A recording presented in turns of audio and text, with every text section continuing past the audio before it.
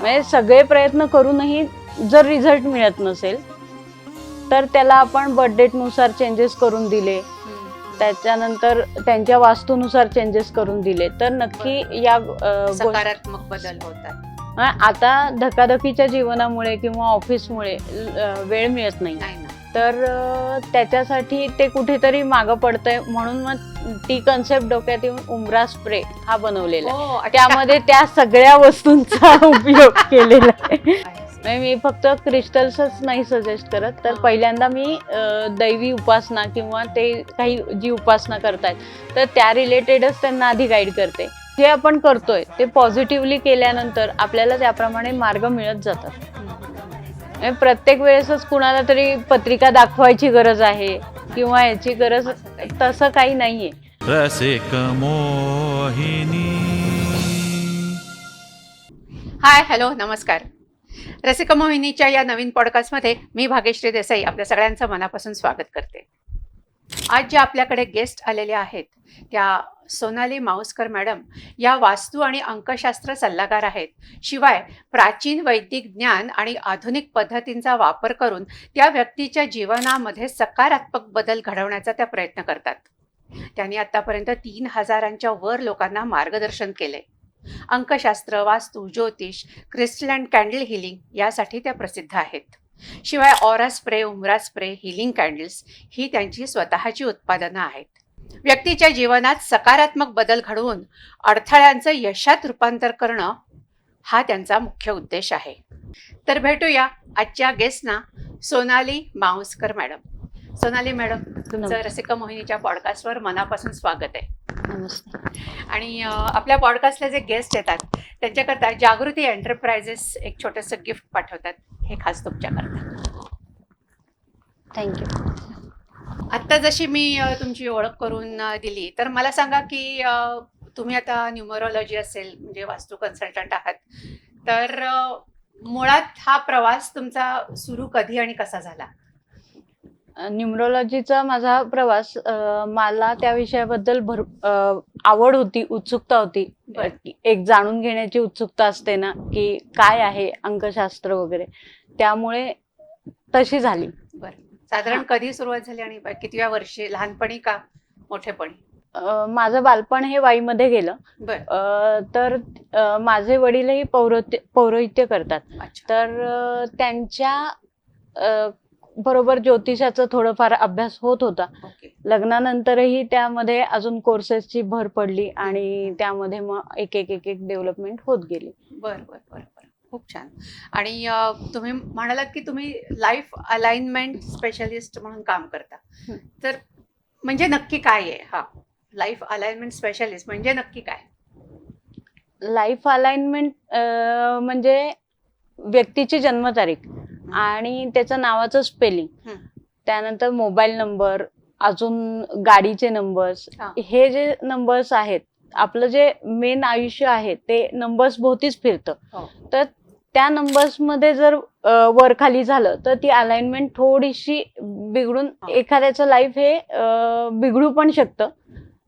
तशा बऱ्याच केसेस या अभ्यास करताना म्हणजे लक्षात आल्या आणि त्यानुसार बदल करत गेले. तर बऱ्याच जणांच्या जीवनात सकारात्मक बदल घडले आणि खूप छान रिझल्टही बघायला मिळाले. पण ते नंबर्स म्हणजे आता न्यूमरोलॉजीचा विषय जो निघतोय, ते कसं ठरवता तुम्ही? म्हणजे काय असतं त्या व्यक्तीचा, पुन्हा तुम्ही म्हणालात तसं जन्मतारीख असेल किंवा जन्म वेळ असेल त्याच्याप्रमाणे हे नंबर्सचं गणित ठरतं का? काय असतं? म्हणजे बर्थ डेट असते तर बर्थ डेट नुसार त्याचे जे प्रारब्धातून घेऊन आलेले जे काही ग्रह आहेत ते कळतात, लक्षात येतात आणि त्यानुसार मग त्यांचं पुढचं हे ठरतं. बर्थ डेटच्या पहिल्या 2 नंबरची टोटल केली तर आपल्याला भाग्यांक मिळतो. म्हणजे आता समजा 10 असेल तर 10 आणि 1 आणि 0, मग ते 1 टोटल आली, मग तो त्यांचा भाग्यांक झाला. त्यानंतर पूर्ण बर्थ डेटची टोटल केली तर त्याच्यातनं आपल्याला प्रारब्ध अंक मिळतो, म्हणजे वर्ष, साल, birth date, month and year. हा. त्या सगळ्याची टोटल मारायची. त्या सगळ्याची टोटल केली की आपल्याला प्रारब्ध अंक मिळतो बरं. की त्या अंकावरून आपण ते प्रारब्धातून काय घेऊन आलेत याबद्दल आपण प्रिडिक्शन करू शकतो. म्हणजे प्रारब्ध काढायचं असेल तर पूर्ण बर्थडेटची टोटल लागते आणि काही जण बर्थडेट असेल तर ते तुमचा भाग्यांक असतो. म्हणजे थोडक्यात तुमचा लकी नंबर किंवा काय. हा, लकी नंबर वेगळं आहे, भाग्यांक प्रारब्धांक हे वेगळे आहेत. अच्छा, बर बर बर बर. मग त्याचं तुम्ही म्हणजे रिसर्च शिक्षण घेतलं का हो, वडिलांच्या हो. थ्रूच? वडिलां थ्रू त्यावेळेस त्यांना पण वाचनाची आवड होती, त्यामुळं निरनिराळी पुस्तकं ते घेऊन यायचे, त्यातून वाचून तो अभ्यास व्हायचा किंवा हे व्हायचं. आणि नंतर पुण्यात आल्यानंतर लग्नानंतर मी कोर्सेस केले वेगळे वेगळे, ज्योतिषाचे केले. ज्योतिषापेक्षा मला अंकशास्त्रामध्ये जास्त रुची निर्माण झाली आणि त्यातून लोकांना मदत करायला मिळत होती, त्यामुळे मी अंकशास्त्राकडे पूर्णपणे वळले. बरं बरं बरं. जास्त तुमचा अभ्यास अंकशास्त्रावर तुम्ही केला. म्हणजे तुम्ही आता हे जे अंकशास्त्राविषयी आपण बोलतोय तर त्याचा म्हणजे मनुष्याच्या आयुष्यावर कशा पद्धतीने प्रभाव पडतो? आणि तुम्ही म्हणालात की 3000च्या वर लोकांना तुम्ही कन्सल्ट केलेला आहे या संदर्भामध्ये, तर ते सुद्धा काही तुमचे अनुभव असतील तर आम्हाला ऐकायला आवडतील. आता बर्थडेट नुसार जर नावाचं स्पेलिंग करेक्ट नसेल तर फक्त नावाचं स्पेलिंग आपण त्याच्या बर्थडेट नुसार योग्य ते जुळवून दिल्यानंतर आणि त्यानुसार मी वॉच पण सजेस्ट केलं त्यांना. तर वॉच अनालिसिस पण कोर्स झालेला आहे माझा, तर त्या रिलेटेड ते वॉचही सजेस्ट केलं. तर एका मुलाचाच किस्सा आहे, तो 1ली ते 10वी पर्यंत तो 50, 55, 60 यापर्यंतच होता. 12वीतही त्याला तसेच मार्क्स होते. 12वी नंतर आमचं कन्सल्टेशन झाल्यानंतर त्यांनी त्याचं वॉच घेतलं आणि आता सुद्धा तो परवा दिवशी पण घरी येऊन सांगून गेला की याही परीक्षेत त्याला 90 अबव्ह पडलेत. म्हणजे तो अभ्यास करत होता पण मार्क्स मध्ये ते दिसत नव्हतं. म्हणजे सगळे प्रयत्न करूनही जर रिझल्ट मिळत नसेल तर त्याला आपण बर्थडेट नुसार चेंजेस करून दिले, त्याच्यानंतर त्यांच्या वास्तूनुसार चेंजेस करून दिले तर नक्की या सकारात्मक बदल होतात. आता जो आपला तुम्ही सांगितलं घड्याळाविषयी, तर ते त्याचं मटेरियल काय लागतं? म्हणजे काच, लेदर, रबर, कुठलं प्रिफरेबल आहे जास्त? मेटलचं घड्याळ जास्त करून वापरावं, कारण मेटलच्या घड्याळाने आपलं एनर्जी फ्लो असतो मेटलमध्ये आणि मेटल थ्रू आपली एनर्जी जी आहे ती आणि आपल्या टाइमची एनर्जी ही मॅच होते. लेदर वापरू नये, कारण लेदरचं घड्याळ हे डेड एनर्जी आहे. लेदर बेल्ट मेलेल्या प्राण्यांपासून तो बनवला जातो आणि ती आपण कॅरी करतो बरोबर, त्यामुळे तो वापरू नये. आणि तुम्ही आता जसं आपण म्हणलो की 3000च्या वर लोकांना तुम्ही गाईड केले, तर त्याचे काही लक्षात राहण्यासारखे अनुभव शेअर करा ना. आता घड्याळाचाच किस्सा निघालाय तर घड्याळानुसार घड्याळाचेच बदल बाकी आणि नावातल्या स्पेलिंग मधला बदल केल्यानंतर दोघं जणांची जे जॉब करत होते ते जॉब सोडून त्यांची व्यवस्थित कंपनी आता आहे आणि ते दोघेही छानपैकी त्यांची कंपनी हँडल करतायत आता. बरोबर. आणि हे किती दिवस वापरायला लागतं काय? म्हणजे घड्याळाचे रिझल्ट काही जणांना इमिजिएटली येतात, म्हणजे विदिन अ मंथ मध्ये पण रिझल्ट आलेले आहेत. अच्छा, ओके ओके. इव्हन तुमच्याकडनंच घ्यायला लागतात का? नाही, मी घड्याळ म्हणजे मी सजेस्ट करते फक्त, पण घड्याळाचं हे सेल नाही करत आहे. बरोबर.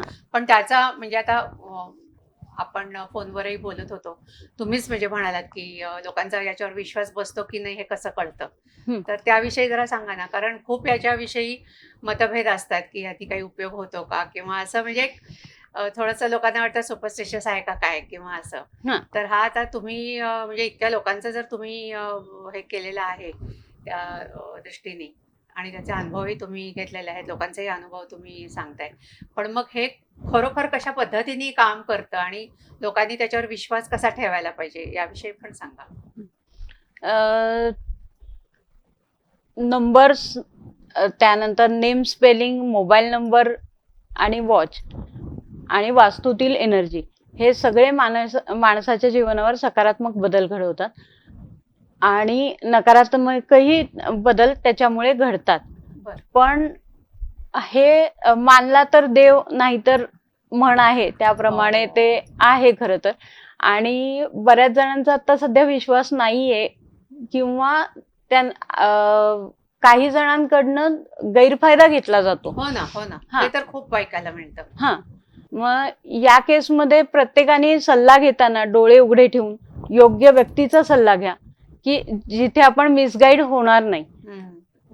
बरोबर. कारण शास्त्र आहे, ज्योतिषशास्त्र पण आहे, वास्तुशास्त्र पण आहे, न्यूमरोलॉजी पण आहे. हो. प्रत्येक शास्त्राचा एक अभ्यास आहे आणि जो तो आपापल्या अभ्यासाप्रमाणे गाईड करत असतो. पण हल्ली अर्धवट ज्ञान घेऊन चुकीचं गाईड करणारे बरेच जण आहेत. बरोबर. आणि एक बिझनेस म्हणून याच्याकडे बघितले जाते. हो ना, खरंय. मग हे जे आता म्हणजे याचे कोर्सेस तुम्ही केले म्हणताय, हा. तर हे साधारण त्याचं ड्युरेशन किती असतं? किती वेळाचे, किती दिवसांचे, किती महिन्याचे का वर्षाचे कोर्सेस असतात? वर्षाचेही असतात, 6-6 महिन्याचे मग याला असतात, काय 1.5-2 certificate वगैरे असतं? हो, Degree सर्टिफिकेट. course, certificate हो हो course असतो हो तो? हो. अच्छा. मग कुठे पुणे युनिव्हर्सिटीमध्ये वगैरे आहे अवेलेबल? युनिव्हर्सिटी थ्रू मी नाही केलेले. मी त्या त्या क्षेत्रातील जे नावाजलेले आहेत आणि जे आता क्लासेस घेत आहेत त्यांच्याकडे केलेलं आहे. म्हणजे न्यूमरोलॉजी मी जकातदार सर आणि अजून मला जे रेफरन्सेस मिळत गेले हिंदीतले काही, तर ते हिंदीतलेही मी केलेत कोर्सेस. की घ्यायचंय तर आपल्याला डीप नॉलेज घ्यायचंय, वरवर गाईड करून उपयोग नाही.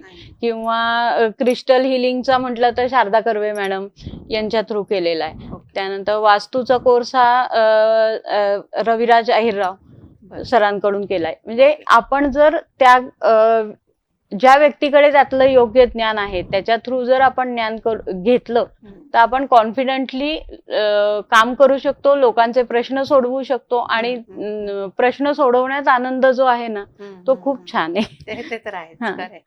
तुमच्या हातात पण मी आता ते 2 बँड्स याचे बघतीये वेगवेगळे ब्रेसलेट्स. ते काय आहे आणि ते इथे पण आता बरंच काय काय दिसतं, त्याविषयी सांगा ना जरा. तर हे क्रिस्टल्सचे ब्रेसलेट आहेत. बरं. जशी रत्न आहेत तशी उपरत्न पण आहेत. उपरत्नांपासून ब्रेसलेट बनवले जातात. क्रिस्टलला एक वेगळी एनर्जी आहे. ते आपल्या शरीराशी किंवा वास्तूच्या एनर्जी सेट करायला मदत करतात. तर आता हे जे ट्रीज आहेत ते आपण वास्तूमध्ये ठेवू शकतो. वास्तूमध्ये आपल्या घरात? हा, घरामध्ये. हा, घरामध्ये, ऑफिसमध्ये वगैरे ठेवू शकतो. हा आहे तो ॲमेथिस्टचा ट्री आहे. हा, ॲमेथिस्ट हा जो आहे तो निगेटिव्ह एनर्जी ऍब्झॉर्ब करायला मदत करतो. हिलिंगसाठी पण चांगला आहे. ॲमेथिस्टचं ब्रेसलेट पण आहे, ते हिलिंगसाठी, जे आजारी वगैरे आहेत त्यांनी ते हिलिंगसाठी घालावं. हा, परत तो आपल्याला एखाद्या गोष्टीतनं बाजूला काढायलाही मदत करतो. म्हणजे आता काही मुलांना मोबाईलचं ऍडिक्शन असतं, तर अति मोबाईल वापर होत असेल, पालक काढून घेतात, पण ते एक मान्य होत नाही कुठेतरी, तर त्याला ॲमेथिस्टचं ब्रेसलेट काम करतं. अच्छा. आणि हे व्हाईट आहे, काय आहे मग? तो क्लिअर कॉट्सचा ट्री. कशासाठी? क्लिअर कॉट्स. तो क्लिअरिटी देतो आपल्या कामाबद्दल, फोकस वाढवतो. तो स्टडी टेबलवर जर ठेवला तर किंवा ऑफिसमध्ये डेस्कवर ठेवला तर आपल्याला आपल्या कामाबद्दल क्लिअरिटी येते. मुलांना स्टडी टेबल समोर ठेवला तर अभ्यासासाठी तो खूप छान मदत करतो. मग त्यांची दिशा पण अशी काही ठरलेली असते का? कसं दिशा ठरलेली असते, पण स्टडी टेबलवर ठेवायला बघायची गरज नाही पडणार. पण बाकीचे किंवा आता ॲमेथिस्ट हिलिंग साठी तो कुठेही चालू शकतो. एखादे जर बेड रिडन आजी आजोबा असतील तर त्यांच्या बेडपाशी पण आपण ठेवू शकतो. अशा त्याने उपयोग होतो. हा, मग त्याचं असं काही ते ड्युरेशन असतं का, की महिन्यांनी बरं वाटेल किंवा 15 दिवसांनी बरं वाटेल किंवा असं काही असतं? तसं काही त्याचं हे नाहीये. तो वातावरणात आणि एनर्जीमध्ये चेंजेस करतो, त्यानुसार त्याचे रिझल्ट येतात. आता कुठल्या याचं वातावरण किती डिस्टर्ब आहे हे आपण असं सांगू शकत नाही की 1 महिना लागेल, 2 महिने लागेल. त्याला प्रत्यक्ष आपण ते चेक केल्यावर सांगू शकतो. बरं. अच्छा, तुम्ही जाऊन मग घरात चेक करता? हा, एनर्जी वगैरे चेक करतो. इव्हन आता जर जिओपॅथिक ट्रेस असेल तर तरी सुद्धा काय मला नाही कळलं. जिओपॅथी ट्रेस असतो, तर तो असेल जर घरामध्ये, वास्तूमध्ये. ट्रेस म्हणजे काय? जमिनी खालून जर ओढा गेला असेल हो. किंवा बोरवेल जरी हा, हा, हे हा. केली असेल तर त्याचं जे पाण्याची हे लाईन जाते तर त्यांनी वास्तूमध्ये जिओपॅथी ट्रेस निर्माण होतो. हो, तर बरं. तो हील करायला सुद्धा अमेथिस्ट मदत करतो. अच्छा अच्छा. आणि आता बाकी खाली बरेच आहेत, म्हणजे तुम्ही म्हणाला तसं क्रिस्टल हिलिंग असेल तुमचं, कॅन्डल हिलिंग आहे, कॅन्डल ऑरा स्प्रे पण दिसतंय तिथे. हा तर याचं मागचं म्हणजे एक तर ते आपल्याला समजावून पण सांगा, आणि याच्या मागचं सायन्स नक्की काय आहे एक्झॅक्टली. आता एक एक कोर्स करत असताना त्या जोडीला आता वास्तू मग हा. त्याची एनर्जी, मग एनर्जी आपली चालू होते ती उंबऱ्यापासूनच चालू होते. हो घराच्या उंबऱ्यावर पूर्वी सांगितलं जायचं की लेपन केलं गेलं पाहिजे. हो. तर लेपण हे हळदीचं पाहिजे, त्यानंतर चंदन, अजून औषधी काही वनस्पती वगैरे. पूर्वीच्या बायकांना वेळ होता, त्या काढतही होत्या आणि त्या ते करायच्या. आता धकाधकीच्या जीवनामुळे किंवा ऑफिसमुळे वेळ मिळत नाही. नाही ना. तर त्याच्यासाठी ते कुठेतरी मागं पडतंय, म्हणून मग ती कन्सेप्ट डोक्यात येऊन उमरा स्प्रे हा बनवलेला आहे. हो, अच्छा. त्यामध्ये त्या सगळ्या वस्तूंचा उपयोग केलेला आहे. उंबरा स्प्रे, मग तो हा. नुसता स्प्रे मारायचा का? हा, स्प्रे मारायचा. अरे वा. अच्छा. आणि हे कधी काय वेळ वगैरे काय असते, दिवस असं काही असतं का? शक्यतो सकाळच्या वेळेत मारावा. स्प्रे मारताना तो पटकन पण होऊन जातोय, त्याला तुम्हाला काही एकत्र करायचं नाहीये, लेप लावायचा नाहीये, हो, काही नाहीये, हो, त्यामुळे हो. तो लगेच होऊन जातोय. बर बर बर बर बर. अच्छा. नुसता स्प्रे मारायचा आणि सोडून द्यायचं, हा. बाकी काहीच करायचं नाही. मग रोज मारायचा असा? रोज मारू शकता किंवा गुरुवारी मारू शकता. हळद वगैरे गुरुवारी लोक म्हणतात हळदीचं लेपन करावं. अच्छा. तर त्या रिलेटेड म्हणजे जे काही आहेत ते लेपनच्या सगळ्या वनस्पती त्यामध्ये आहेत. आणि तुम्हाला म्हणजे हे झाल्यानंतर असा काही फीडबॅक आलाय का लोकांचा, की हा आम्हाला झाला, याचा उपयोग झाला, हा. खूप झाला, किंवा निगेटिव्ह एनर्जी गेली? हा, असं. येतात रिझल्ट. हा, म्हणून म्हणलं की हो. एवढं 3000च्या वर तुम्ही सांगताय, तर मग काय असं लक्षात राहण्यासारखा तो अनुभव एखादा सांगा ना. आता आम्ही एक्झिबिशन मध्ये भेटलो होतो, बरं. तर एक कुटुंब भेटलं होतं तिथे. तर उमरा स्प्रे आणि ऑरा स्प्रे दोन्ही त्यांनी घेतलेले होते. त्यांना फर्स्ट डे पासून त्याचा अनुभव आला. हो. त्यांचे प्रोडक्ट जास्त सेल झाले तो फरक पडला त्याच्यामध्ये. आणि आम्ही आमच्याही बाबतीत ते अनुभवतोच. आता ऑरा स्प्रे जो आहे हा. त्यामध्ये ऑरा क्लीन साठी च्या वनस्पती ज्या आहेत त्या घातलेल्या आहेत किंवा ऑरा त्याचे- क्लीन म्हणजे नक्की काय असतं? आता- मला खरं काही माहिती नाही हा. आता आपल्या भोवती एक ऑरा असतो म्हणजे ते किंवा- देवदेवतांच्या मागे असं दिसतो तोचा. हा, तो देवदेवतेच्या मागे तो वेगळा. नाही, तसाच असतो, तसाच फक्त असतो. आपण त्याच्यावर काम करत नाही म्हणून तो दिसत. हा. तर आता आम्ही जसं वास्तू व्हिजिटला वगैरे जातो तर तिथे निगेटिव्ह एनर्जीज असतात. काही ठिकाणी निगेटिव्ह पण हे कसं एनर्जी कळतं मग? कारण आता आम्ही कुठे कुणाच्या घरात गेलो, काय आम्हाला काहीच खरं कळत नाही. त्या मागची साधना असते किंवा त्याचा अभ्यास केल्यामुळे मे बी त्या जाणवत असतील, वास्तूचा अभ्यास केल्यामुळे त्या जाणवत असतील. अच्छा. मग त्यावेळेस त्या केसमधनं वास्तूची व्हिजिट करून आल्यानंतर थकल्यासारखं होतं किंवा हो. आपलं एकदम आपण Drain एक्झॉस्ट झाल्यासारखं. झाल्यासारखं होतं. तर त्यावेळेस तो स्प्रे मारल्यानंतर रिलॅक्स व्हायला मदत होते. बर. हा, किंवा अच्छा. इव्हन जाताना सुद्धा आम्ही म्हणजे कसं आपल्या भोवती मारायचा? हा, भोवती मारू शकतो किंवा एखाद्या ठिकाणी जास्तच वाटली तर एनर्जी निगेटिव्ह तर तिथे आपण मारू शकतो तो. आणि हे जे सगळे प्रॉडक्ट्स आहेत ते विकायला म्हणजे तुम्ही तुमचं काय असं आउटलेट आहे कुठे, घरनच तुम्ही ऑपरेट करता? नाही, अमेझॉनला वगैरे? अमेझॉनला वगैरे नाहीये अजून, होईल काही दिवसातच. बर आता सध्या आम्ही व्हॉट्सअपवर ऑर्डर घेऊन मग आम्ही पोर्टल वगैरे करतो. बर बर. होम डिलिव्हरी आहे? होम डिलिव्हरी आहे. अच्छा. भरपूर गोष्टी दिसत आहेत हो त्याच्यामध्ये. हो हो. आता क्रिस्टलचा मगाशी आपला विषय झाला ना, तर त्यामध्ये आपण हा मनी मॅग्नेटचा बाउल केलेला आहे. मनी मॅग्नेट? हा, मनी मॅग्नेट जे ब्रेसलेट सध्या गाजत आहे फेसबुक, इन्स्टावर वगैरे, बर बर. तर त्या रिलेटेडच त्या याचा क्रिस्टलचा, रॉ ते रंग क्रिस्टलचा. सेम दिसतायत. हा. मग ते सगळे 3-4 काय क्रिस्टल ते एकत्र केलेत त्याच्यात, हा, आणि तेच खडे इथे तेच पण आहेत. रॉ बाउल मध्ये केलेले आहेत. ब्रेसलेट घातल्यानंतर एकाला रिझल्ट मिळणार आहे, पण ज्यावेळेस आपण बाउल घेऊन घरात आपल्या वास्तूमध्ये ठेवतो किंवा तिजोरीत वगैरे ठेवतो तर त्याचा रिझल्ट घरातल्या प्रत्येक काम करणाऱ्या व्यक्तीला मिळणार आहे. ओके. मग हे घरात कुठे हॉलमध्ये वगैरे ठेवलं तरी हॉलमध्येही ठेवू शकता किंवा साऊथ वेस्ट कडे ठेवू शकता किंवा तिजोरीतही ठेवू शकता. आणि मग या सगळ्याचाच म्हणजे तुम्ही म्हणालात का की तुमचं बिझनेस अलाइनमेंट असेल किंवा म्हणजे त्याच्यामध्ये तुमचं युनिक काम आहे असं तुम्ही म्हणालात, आता ते काय आहे? हा, बिझनेस अलाइनमेंट मध्ये पण हेच होतं की बिझनेस एकट्याचा असेल तर त्याचं नाव आणि कंपनीचं नाव व्यवस्थित मॅच झालं की त्यांची व्यवस्थित ग्रोथ व्हायला सुरुवात होते. मोबाईल नंबर त्यांच्या बिझनेसनुसार आपण सजेस्ट करून देतो. हे न्यूमरोलॉजी रिलेटेड येतं.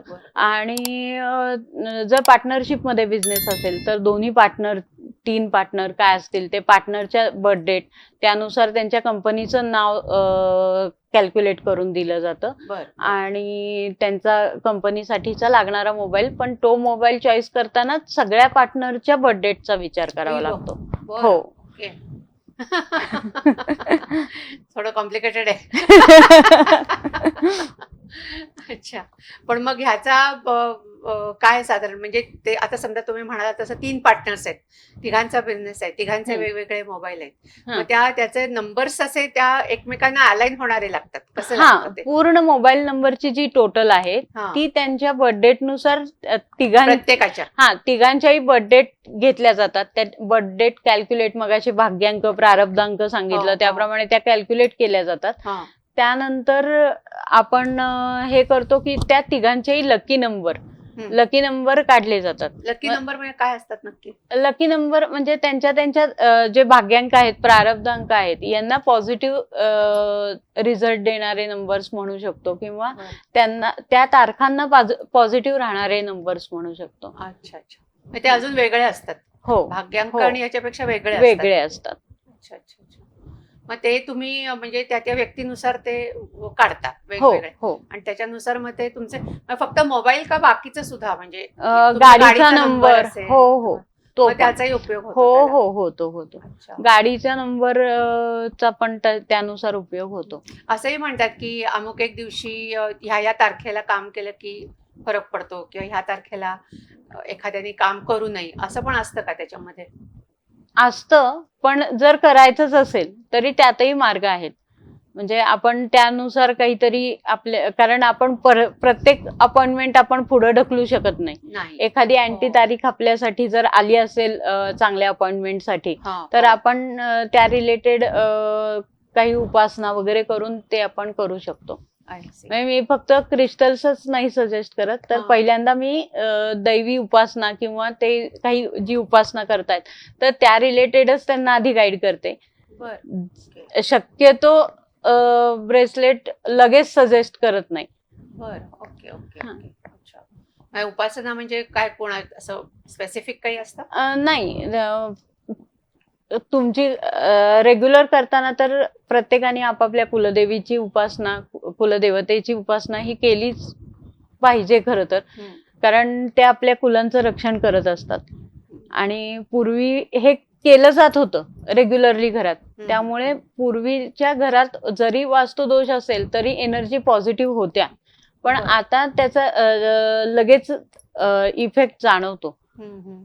वास्तूमध्ये तुम्ही आता म्हणलात तसं म्हणजे मला पटकन आता आठवलं की पूर्वीच्या काळी म्हणजे असं म्हणायचं की पूर्वीच्या काळी वॉशरूम्स किंवा टॉयलेट्स वगैरे वास्तूच्या बाहेर असायचे आणि त्याचा एक पॉझिटिव्ह इफेक्ट असायचा. आणि आता कसं फ्लॅट सिस्टीम असते, अगदी बंगले सुद्धा असतात, आतच असतात सगळे.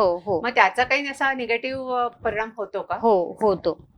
आणि हल्लीच्या ह्याच्यात म्हणजे वास्तूच्या आतमध्ये आपण निगेटिव्ह एनर्जी जी आधी परसदार होतं त्यासाठी आणि परसामध्ये असायचं वॉशरूम्स वगैरे, पण आता काय म्हणजे इलाज तर नाहीच आहे ना, त्याच्याशिवाय इलाजच नाही. इलाज बाहेर बांधू शकत नाही, बांधू शकत. त्याच्यावर तुमचे काही उपाय असतात? त्याच्यानुसार ते कुठल्या दिशेत येतंय ते चेक केलं जातं आणि त्यानुसार त्याला रेमेडीज सांगितल्या जातात. बरं. रेमेडीज म्हणजे काय साधारण? आता समजा दिशा चुकीची आहे, मग तिथे काय तुम्ही कसं क्रिस्टल किंवा काय तिथे आपण कॉपर पट्टी आपण लावायला सांगतो. ती आपण दोन्ही प्रकारे लावू शकतो, एकतर वरती सिलिंगला किंवा खाली जमिनीमध्ये तिन्ही बाजूनी कट करून आपण ती लावू शकतो. अच्छा. हा, त्याचा त्याने उपयोग होतो. निगेटिव्ह एनर्जी येत नाही, हा. तिथे कट होते ती. आता बिझनेस अलाइनमेंटच्या संदर्भात आपण बोलत होतो, त्याच्या अनुषंगाने लोगो आणि व्हिजिटिंग कार्डचे तुम्ही म्हणालात की त्यांनी हो. फरक पडतो. हो. तर ते काय एक्झॅक्टली काय तुम्ही करता त्याच्यामध्ये, म्हणजे सल्ला काय देता? म्हणजे बिझनेस कसा कुठला आहे, हा, त्यानंतर त्याची तारीख, म्हणजे स्थापनेची तारीख नाही, हा? व्यक्तीची तारीख, हा, अच्छा, ओके. व्यक्तीची तारीख, बिझनेस कुठला आहे ते बिझनेस नेम, हा, ते बघून आपण लोगो सजेस्ट करतो. बरं. लोगो सजेस्ट केला जातो त्यानुसार, आणि बिझनेस नेम वगैरे मग बरं. ते फक्त व्यवस्थित मॅनेज करून दिलं जातं त्याला, त्यांच्या तारखेनुसार त्यांना बरं. कसं हे आहे त्यानुसार. व्हिजिटिंग कार्ड्स मधले कलर्सही आपण त्याप्रमाणे सजेस्ट करतो. अच्छा. पण व्हिजिटिंग कार्डचं असं काही असतं की म्हणजे आता कलरचं तुम्ही बोललात, पण साईज, शेप ह्याचं काही कनेक्शन असतं त्याच्याशी? शक्यतो स्क्वेअर, आयताकृती जी व्हिजिटिंग कार्ड्स Rectangular. आहेत, रेक्टँग्युलर, तसंच व्हिजिटिंग कार्ड्स असावं. बरं. हा, पण त्याची मग लांबी, रुंदी अशी काही ठरलेली असते का, असं काही? हा, शक्यतो पण खूप मोठं पण करू नये असं म्हणतात. खूप मोठं हा. पण करू नये, ठरलेली असते त्याची जी आहे, म्हणजे जे आता कार्ड डिझाईन करतात त्यांच्याकडे बेसिक तीच हे standard, घेतली जाते, स्टँडर्ड, ratio ती असतो योग्य तो. आहे. हा. हा.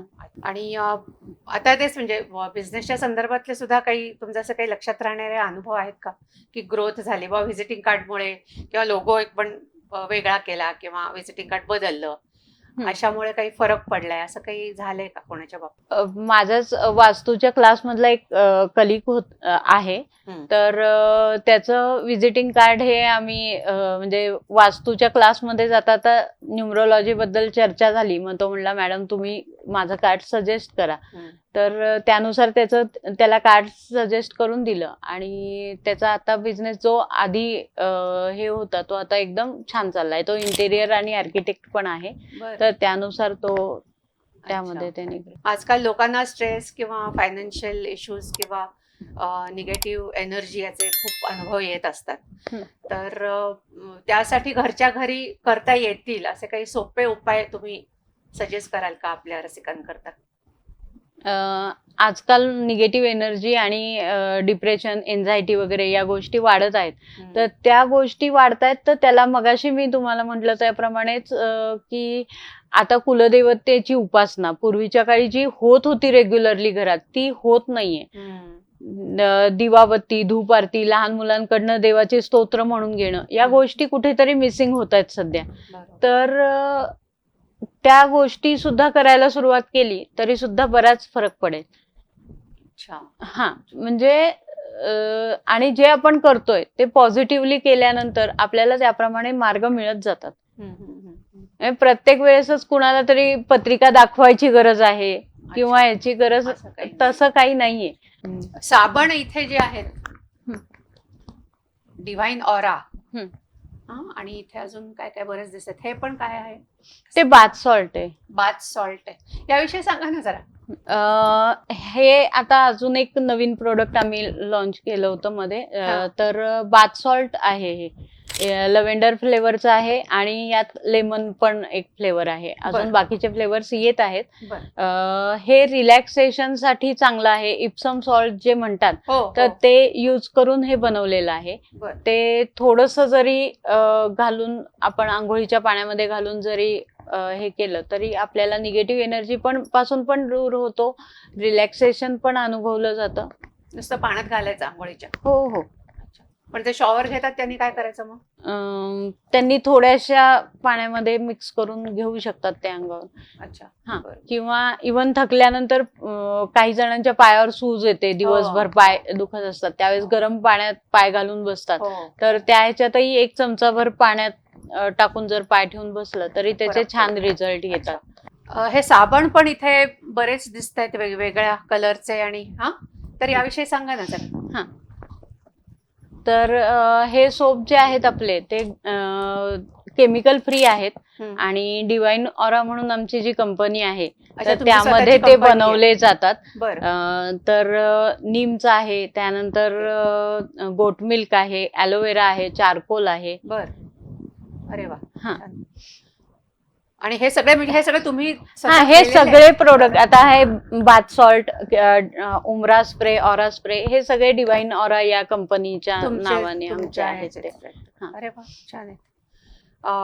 मी म्हटलं तसं ते बाहेर विकायला अजून तेवढं नाही. तुम्हाला व्हॉट्सअप केलं की हो हो आपल्या प्रेक्षकांकरता आपण तुमचा व्हॉट्सअप नंबर देऊया डिस्क्रिप्शन मध्ये. हो, म्हणजे चालेल मग कोणाला पाहिजे असेल तर ते घेऊ शकतील, नाही का? चालेल चालेल. आणि आपल्या बोलता बोलता मागाशी राहिलं सिग्नेचर बद्दल तुम्ही म्हणालात की सिग्नेचर पण त्याचा फरक पडतो तुमच्या याच्यावर एकंदर. हो, तर त्याचं काय सिग्निफिकन्स आहे? सिग्नेचरचा पण नक्कीच फरक पडतो. सिग्नेचर ही बर्थ डेट नुसार जर व्यवस्थित मॅच करून दिली तर त्यांनी आपल्या सेव्हिंग्सवर परिणाम होतो. त्यानंतर सिग्नेचर आपण वापरतो डील्स फायनल करायला वगैरे, तर हो. त्यामध्येही फरक पडतो. अच्छा, नाही नाही, पण काय म्हणजे एक्झॅक्टली, कारण आता समजा मी भाग्यश्री देसाई, हा, मी बी आणि देसाई असं डायरेक्ट नुसतं लिहून बी टाकते. देसाई नुसतं लिहित असाल पण ते तुमच्या तारखेला मॅच होतंय का ते बघायला लागेल. त्यानंतर बी देसाई तुम्ही नॉर्मल लिहिताय का त्याला राऊंड करून लिहिताय. हो. जर आपणच आपल्या नाव फर्स्ट नेम च्या भोवती राऊंड करत असू तर त्याचाही वेगळा इम्पॅक्ट होतो. बरं. हा. अच्छा, हेही बघायला हा, तेही मग बघायला हे लागतं. तुम्ही सगळं सगळं बर्थ डेट नुसार व्यवस्थित चेक करून सांगावं लागतं ते. तुमचं हे आहे कुठे ऑफिस, म्हणजे कोणाला कॉन्टॅक्ट अं, करायचं असेल तर कुठे तुम्हाला कॉन्टॅक्ट करायचा काय? माझ्या व्हॉट्सअप नंबरवर WhatsApp, कॉन्टॅक्ट केला की आम्ही सांगू. सहकार नगरला ऑफिस आहे आता माझं. अच्छा, बरं. आणि साधारण काय वेळ असते म्हणजे भेटायला यायची? 11 ते 5 आहे. हा, बरं. हा, आणि त्यानुसार परत त्यांच्या आणि माझ्या सोयीनुसार परत वेळ थोडीफार आम्ही आणि तुम्ही adjust असं करून होम घेतो. विजिट्सला वगैरे जाता म्हणजे हा, आता वास्तू असेल विजिट तर मग असेल तर जावंच जावंच लागतं. लागत हा. असेल मला. मग त्यावेळेला असं म्हणजे मी असं ऐकलंय की काहीतरी इक्विपमेंट वगैरे बरोबर घेऊन जातात की एनर्जी मापनाचं काही. एलरॉड असते बघण्यासाठी, पण ज्यांना वास्तूतल्या एनर्जीज लक्षात यायला लागल्यात ना त्यांना एलरॉडची पण गरज नाही पडत. हो, हा. बरं. गेल्या गेल्या समजतं तुम्हाला ते? समजतं, अरे वा. किंवा काही वेळेस मॅप समोर आला तरी समजतं. ओ, हा. अच्छा, बरं. छान आहे की वेगळं शास्त्र आहे हे. हो, आणि म्हणजे याच्यामध्ये जेवढं तुम्ही खोलात जाल तेवढं ते खूप डीप ज्ञान आहे असेल. आणि हे. वरवर difference. सांगण्यासारखं नाहीये. म्हणजे तसं प्रत्येक न्यूमरोलॉजी, वास्तू आणि क्रिस्टल्स वगैरे हे प्रत्येक विषय वेगळा वेगळा आहे बोलायला, आणि हो. प्रत्येक विषयात खूप डीप आहे बोलायला. खरंच आहे, मास्टर क्लासेस घ्यायला पाहिजे. असे म्हणजे तुमचे अनुभव ऐकायला आवडतील आम्हाला. न्यूमरोलॉजीनुसार मध्ये मागच्या वर्षी एका क्लायंटला त्यांच्या तारखेनुसार त्यांच्या नावाचं स्पेलिंग आणि मोबाईल नंबर मधले बदल सांगितले होते आणि त्यांना वॉच सजेस्ट केलं होतं. तर त्यानुसार त्यांना खूप छान रिझल्ट आला. म्हणजे आता तर ते त्यांची स्वतःची कंपनी आहे. ते आधी जॉब करत होते, ते कंपनीमध्ये व्यवस्थित स्वतःच्या कंपनीमध्ये. हे त्यांचं व्हिजिटिंग कार्ड आहे. बरं. हे कार्ड देखील डिझाईन करून दिलेलं आहे आपण. अच्छा, तुम्ही केलं? हा हा. मग त्याच्यामध्ये तो ग्रीन व्हाईट हे तुम्ही सजेस्ट केलं का? कलर पाहिजे? कलर्स कुठले पाहिजेत. बरं. आणि नेमचं स्पेलिंग पण त्यांच्या कंपनीच्या चेक करून त्यामध्ये अक्षर अल्फाबेट ऍड केलेली आहेत एक्स्ट्रा. बरं. हा, तर तो फरक पडला. हा, आणि त्यांनाही तो बिझनेस त्यांचा स्मूथली चालू आहे. त्यांना म्हणजे परत अपडाऊन्स आले नाहीयेत त्यामध्ये. अच्छा, चांगलं आहे की. पण मग हे म्हणजे ठीक आहे, व्हिजिटिंग कार्डचं एक झालं आणि सिग्नेचरचंही तुम्ही म्हणाला तसं त्यांनी फरक पडतो म्हणजे. हो, त्यांनी पण फरक पडतो. म्हणजे सिग्नेचरच्या बाबतीत सिग्नेचर एकाची चेंज करून दिली होती. त्यांच्या आधी सेव्हिंग्स होत नव्हते, पण आता सेव्हिंग्स त्यांचे व्यवस्थित होत आहेत. म्हणजे फक्त तेवढाच एक त्यांचा हे होता की त्यांचं बर्थ डेट बरोबर होती आणि नावाचं स्पेलिंगही व्यवस्थित मॅच होत होतं. पण जे सिग्नेचर करत होते ते तुम्हाला मी म्हणलं तसं फर्स्ट अल्फाबेटला राऊंड करत होते, तर त्यामुळे त्यांचे तिथेच ते घुमत होतं. सेव्हिंग्स त्यांना दिसत नव्हते जेवढे एक्सेप्ट होते तेवढे. त्यानंतर एका मुलाचा रिझल्ट आहे 10वीचा. प्रिलियम्स पर्यंत कितीही प्रयत्न करून सुद्धा, अभ्यास करून सुद्धा तो 65-70च्या दरम्यानच होता. मग प्रिलियम नंतर त्याला त्याच्या तारखेनुसार घड्याळ सांगितलं आणि एक देवाची उपासना सांगितली होती. तर त्या ह्यानी ते 85 पर्यंत गेला तो बोर्ड, बर. प्रिलियम नंतर बोर्ड पर्यंत. म्हणजे तेवढ्या अच्छा. थोड्या वेळातल्या उपासनेनी सुद्धा हा बदल फरक घडला. पडला. हा. Great great great. छान, मस्त इंटरेस्टिंग विषय आहे हा. आता आणि- वास्तूतले 2 अनुभव सांगते. हा, सांगा ना. वास्तूच्या विजिटला पहिल्यांदा फर्स्ट टाइम मी एका विजिटला गेले होते, फर्स्ट बर, टाइम. बर. तर त्यावेळेस असं झालं होतं की वास्तूची विजिट आम्ही करायला गेलो होतो. मी आणि माझ्याबरोबर माझी मैत्रीण होती. आम्ही दोघींनी मेजरमेंट घेतले. त्यांचा 2 BHK फ्लॅट होता. बाकीचे मेजरमेंट घेताना आम्हाला काहीच जाणवलं नाही. पण जसं आम्ही त्या क्लायंटच्या बेडरूम मध्ये गेलो, मास्टर बेडरूम मध्ये, तसं एक अशी कुठली तरी शक्ती आहे, ती हात दाबतीये. असं मानेवर काहीतरी ठेवल्यासारखं झालंय, जड झालंय. एवढं ते इतक्या प्रचंड प्रमाणात होत गेलं की त्या रूमची आम्ही मेजरमेंटच घेऊ शकलो नाही. आणि आम्ही फर्स्ट टाइम गेलो होतो व्हिजिटला, त्यामुळे आम्हाला ते भीती वाटली असेल. माय गॉड. आम्ही कसं बसं करून त्या रूम मधनं बाहेर आलो. मग त्यांना म्हणलं आपण बाकीच्या गोष्टींबद्दल नंतर बोलू. आम्ही रेमेडीज वगैरे केल्या तिथे आणि नंतर 1 महिन्याभरात त्यांच्या घरातले रिझल्ट खूप चांगले आले. म्हणजे अजूनही निगेटिव्ह ते एनर्जी गेली आणि अजूनही ते खूप छान पद्धतीने तिथे राहत आहेत. हे काय असतं म्हणजे निगेटिव्ह एनर्जी? आता एक्झॅक्टली तुम्ही म्हणालात की ते पूर्वी त्या घरामध्ये काही समजा कोणी राहत असतील किंवा त्यांचा मृत्यू झाला असेल, मग ते आत्मे तिथे असतील, असं काही असतं? निगेटिव्ह एनर्जी म्हणजे काय असतं नक्की? असंही असू शकतात, आत्मेही असू शकतात, किंवा त्या घरात गेलेलेच असं नाही, पण फॅमिलीचे, रिलेटिव्ह मधले किंवा ओळखीचे असेही असू शकतात. बरं. हा. म्हणजे त्याच रिलेटेड अजून एक आत्ता किस्सा झाला. मागच्याच महिन्यामध्ये एके ठिकाणी वास्तू व्हिजिटला गेले होते. तर मी आणि सर होते माझ्याबरोबर. तर त्यावेळेस आम्हाला त्यांच्या घरात गेल्यानंतर खाली तळघर होतं. त्या तळघरामध्ये निगेटिव्ह एनर्जी जाणवली. म्हणजे मी अलीकडेच थांबले. मी म्हणलं इथून पुढे नको जायला, कारण एनर्जीज अशा जाणवत होत्या त्या. अच्छा. हा. मग त्या रिलेटेड आम्ही बाकीचं सगळं त्यांच्याशी डिस्कस केलं, त्यांचा प्लॅन वगैरे. आणि नंतर त्यांना एक उपासना सांगितली होती देवाची करायला, ती चालू केली. त्यानंतर त्यांचा तोही मला फोन येऊन गेला की मॅडम आता खूप छान वाटतंय आणि खूप हलकं वाटतंय घरामध्ये. अरे वा. म्हणजे अजून रेमेडीज वगैरे काही केल्या नाहीये तिथे, पण फक्त त्यांना तेवढ्या बदलांनी पण त्यांना ते पॉझिटिव्ह आणि छान वाटायला लागलं. हे सगळं जे तुम्ही लोकांचं हिलिंग असेल किंवा निगेटिव्ह एनर्जी तुम्ही घालवण्याचे जे सगळे तुमचे उपाय चालू असतात, तर त्याच्यामध्ये तुम्हाला स्वतःला ह्याचा जो काही त्रास होत असेल तर त्यातून ते तुम्ही स्वतःला कसं प्रोटेक्ट करता? स्वतःला प्रोटेक्ट करण्यासाठी क्रिस्टल्स मदत करतातच मला. त्याच्यानंतर दुसरी गोष्ट म्हणजे मी रेकी हिलिंगचे पहिले 2 वर्ग शिकलीये. मी पूर्ण रेकी नाही शिकलेली, पण पहिले 2 वर्ग शिकले. तर त्यातनं दुसऱ्या ह्याच्यातून स्वतःला प्रोटेक्ट करण्यासाठीचं जे हे आहे, प्रोटेक्शन घेण्यासाठीच, तर ते करून बाहेर पडते. इव्हन माझ्याबरोबर जरी कोणी येणार असेल तरी त्यांनाही मी ते रेकी थ्रू प्रोटेक्शन देते. म्हणजे त्यांनाही न कळत मी ते प्रोटेक्शन दिलेलं असतं. म्हणजे तसं देता येतं रेकीतून आम्हाला प्रोटेक्शन. डिस्टन्स रेकी काहीतरी डिस्टन्स रेकी ती देऊ शकते. आणि तिसरी गोष्ट म्हणजे ऑरा स्प्रे जो आम्ही बनवला आहे तो वापरतो सध्या. आणि आध्यात्मिक उपासना. म्हणजे स्वामी कुठेही गेलं तरी ते माझ्या बरोबर असतात. तुम्ही मगाशी म्हणालात त्याप्रमाणे डिप्रेशन. तर डिप्रेशन हल्ली खूप छोट्या छोट्या कारणांवरनं येतं लोकांना. बरोबर. म्हणजे आणि आताच एक केस आली होती न्यूमरोलॉजी थ्रू चेकिंगला. तर इन्कम पेक्षा जास्त प्रमाणात खर्च वाढवून ठेवतात आणि मग त्यांना डिप्रेशन येतं. अशा टाईपची ती केस होती. बापरे. तर फक्त पण कसं होतं, याचं काही जण शेअर करतात, त्यामुळे त्यातून आपण त्यांना मदत करू शकतो. पण काही जण यातून चुकीच्या मार्गाला पण जातात.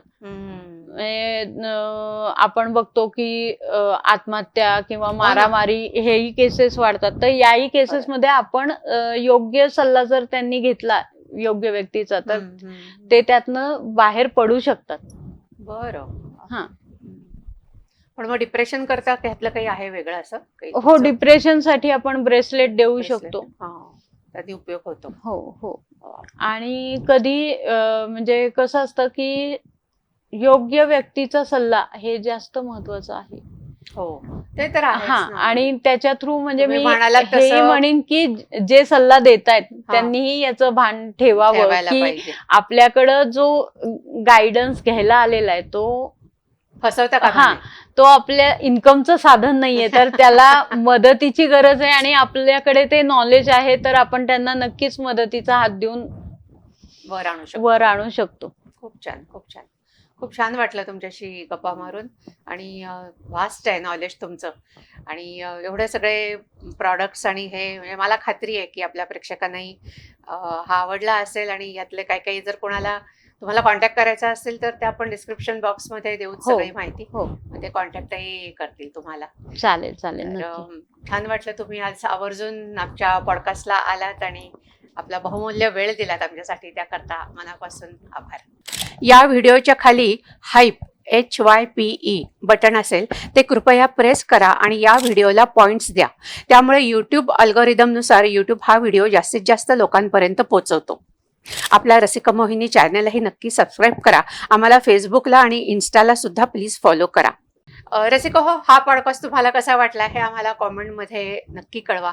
भेटूया पुढच्या पॉडकास्टला. तोपर्यंत मस्त रहा, मजेत रहा, आनंदात रहा. धन्यवाद. रसिक मोहिनी.